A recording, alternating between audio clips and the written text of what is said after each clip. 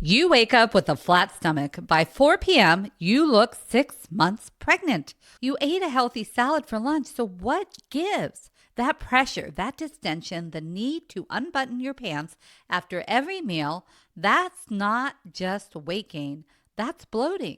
And as a physician, I can tell you it's very common, but it's not normal. It's a signal that something is off with your digestion. Hi, I'm Dr. Var. I'm a board-certified family medicine physician. I help people reset their health and reclaim their life by combining conventional with functional, integrative, and lifestyle medicine. Today, I'm giving you my top 3 clinical strategies to stop bloating fast and keep it from coming back. So to fix bloating, you have to understand why it's happening. Bloating is essentially trapped gas or fluid in your digestive tract. From a functional medicine perspective, this usually means one of two things: that food is fermenting where it shouldn't be, and when it ferments, it produces a gas, or your digestive motility, how your food moves through your digestive tract, has slowed down or stalled. Here are 3 strategies to help relieve the bloating. Strategy 1 is peppermint, and you can get peppermint in an oil or peppermint tea, but peppermint is something called a carminative. Carminative are herbs that help relax the smooth muscle of your intestines, and it lets the trapped gas then pass. So my go-to recommendation for patients is enteric-coated peppermint oil or a peppermint tea. Studies show that it can significantly reduce abdominal distension and pain. It works as a natural antispasmodic. If you don't have any peppermint oil capsules on hand, then you could do ginger tea instead. That also works. But here's a warning: if you deal with severe heartburn or acid reflux, then skip the peppermint because it can relax that lower esophageal sphincter too much, and that can make your reflux worse. If you have reflux, then you want to go with ginger or even some fennel instead, because it's much gentler, but it's still effective at breaking up any gas. Strategy number 2. This addresses a root cause most people don't think about, which is low stomach acid.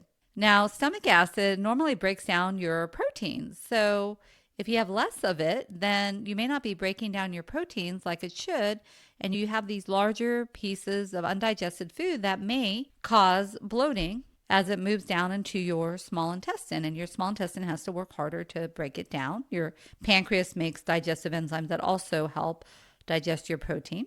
So people who are on proton pump inhibitors like omeprazole or esomeprazole, you have low stomach acid, and sometimes that is very necessary if you have a condition where you want to keep your acid production down. And then there are other things that can cause low stomach acid, but taking some apple cider vinegar may help if you have low stomach acid. Now, you do not take apple cider vinegar straight. Don't put it in a spoon and drink it. You will burn your esophagus. Do not do that. Just take a half a tablespoon or a tablespoon in about 6 to 8 glasses of water, and then you can drink that. But make sure it's okay with your doctor, especially if you do have any GI symptoms. And you can drink this a before your biggest meal of the day.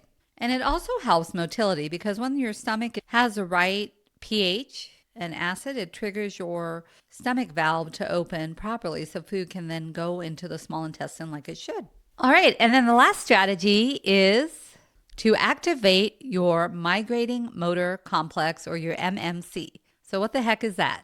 That is basically a sweeper of your gut that cleans out all the gunk in your gut when you're not eating. So it helps everything just move along your digestive tract so it doesn't stay stalled to where you'd feel bloated. So here's the catch though: if you are constantly snacking, this MMC never turns on. So that leads to just a buildup of bad bacteria, of food that may be undigested, and then that leads to more bloating. So the simple fix is to space out your meals.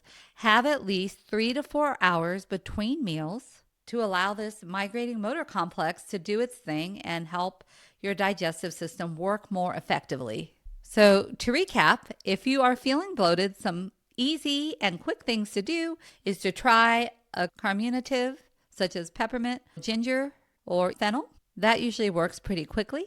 Do some apple cider vinegar in a glass of water before your largest meal of the day to help prime your stomach acid and prime your digestion.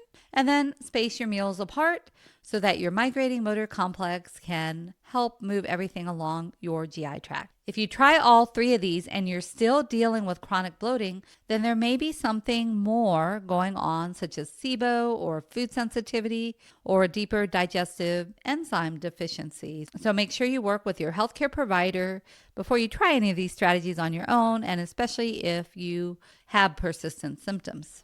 So let me know if you're going to try any of these 3 strategies in the comments below. If this was helpful, please like or rate it if you're listening to the podcast. And please follow or subscribe for more better medicine tips. Have a fantastic day.